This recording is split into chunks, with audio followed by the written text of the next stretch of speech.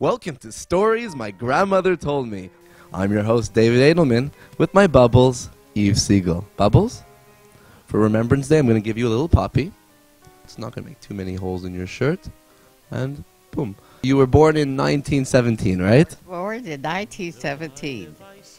I, fortunately, was an excellent student, and I won scholarship and medal in elementary school.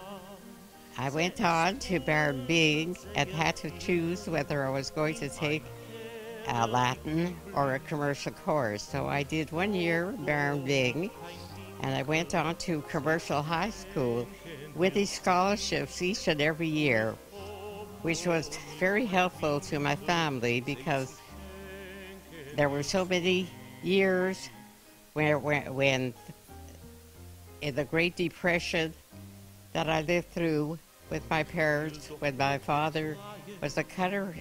There were times when he wasn't working, there wasn't any money in the house.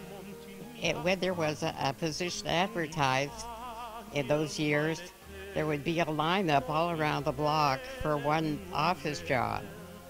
Armed with my medal scholarships, I was able to get the job. I was hired and went to work. The salary, $5 a week at that time. When did you meet Jaime, my grandfather? Well, my father was summer, he didn't drive, so we took a bus to Plage Laval. There was a beach there. There were some boys, Jewish boys, who were at the beach, and I met one of them who took my phone number and started calling me. We went out on a few dates. One evening, I should say, we were downtown.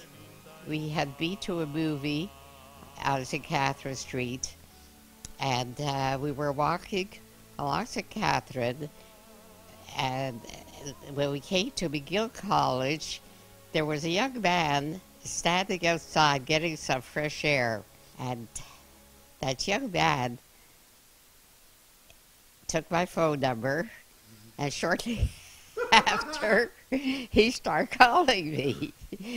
Now you have two guys after you. Yeah. I just... Well, after a while, it dwindled down to just Jaime because he was very persistent. This is a picture of my grandmother on the beach in the water, and she looks nice and pretty. So I guess this is how she seduced my grandfather, or my grandfather's friend, in her sexy 1940s lingerie bikini. My mother said, "So what's going to be? You can't keep on dating forever."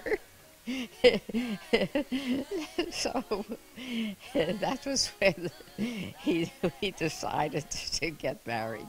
So you got married on 1942. Yes. So you got married during the war. Yes. So tell me, what was it like? So did Jaime have to go to fight overseas? Jaime got a call. He had to report for duty, and he spent he was there for about 2 weeks, and he was fortunate that he was a manager at Maci's drugstore, which at that time was on St. Catherine and McGill College, and he was a manager. His boss needed him. He really needed him badly, so he was able to get Jaime out of the Army. So that was all the time that Jaime spent in the Army, 2 weeks. Growing up, I remember Jaime told me he got out of the Army because there was no kosher food. Jaime told me growing up that there was no kosher food. He was very unhappy. He really was. He couldn't. He refused to eat the meats, and of course, in the Army they don't care whether you eat or you don't eat. But his boss had a lot of power. He was a very wealthy man. He had 3 drugstores at that time. I used to know his name, but I don't remember it now. So, so this was Jaspy. Jaspy. His name was Jaspy. This was Jaspy that helped my grandfather stay in Montreal during the war. Yes, he had the store on McGill College in St. Catherine, and he had another store where was at St. Catherine, Stanley. So during you guys got married, it's World War II. You're both together in Montreal, and what happened? It's that special night. One night, he had closed the store, and he was managing the store at that time at the one on St. Catherine McGill College, and he had to bring the day's take to the store on St. Catherine West. It was near Stanley, and he locks the door at McGill College, and they with his bag of cash, and he didn't. It was a heavy snowstorm, a real blizzard.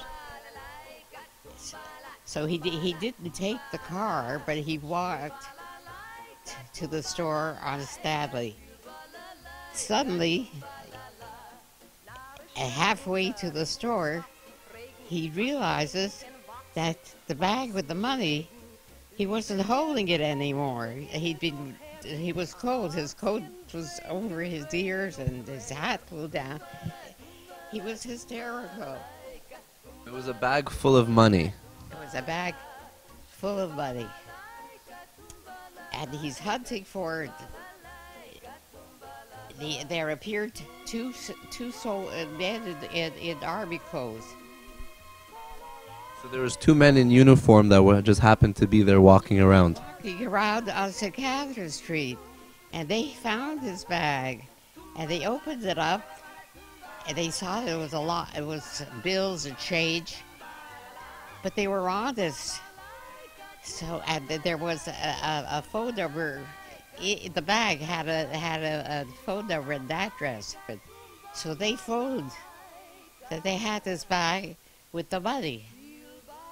So they brought it over to the store, to the other store, to the one I was standing.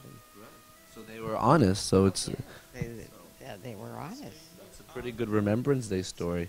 So here, what else? Tell me more, Bubby, about what do you remember during World War II in Montreal? During that time.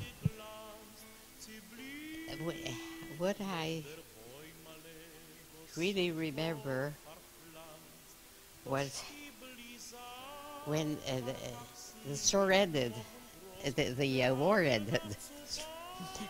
The war ended, and everyone was hilarious. People were screaming and yelling and dancing in the streets. The war's over. The war's over. That's all you heard all over the place.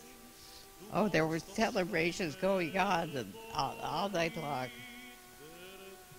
It was very moving. It really was, because that horrible war where Jewish people were slaughtered. I mean, it was dreadful. November 20th, 1942. Bobby, you have no clue who this guy is. He's wearing an arm. I know who that is. It's a cousin of mine from New York City. What's his name? Do you remember?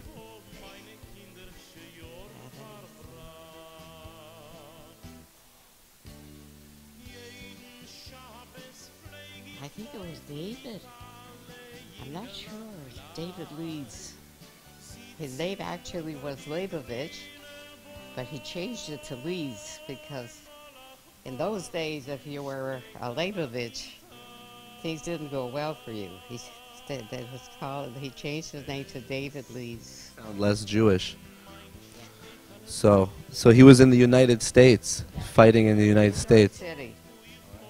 He was from New York City. So now our story became all over North America. 3, 2, 1. Just say Happy Remembrance Day. 3, 2, 1. Happy Remembrance Day. Happy Remembrance Day, everybody. Remember, our freedom did not come without a price, and the battle still wages on today. At what time?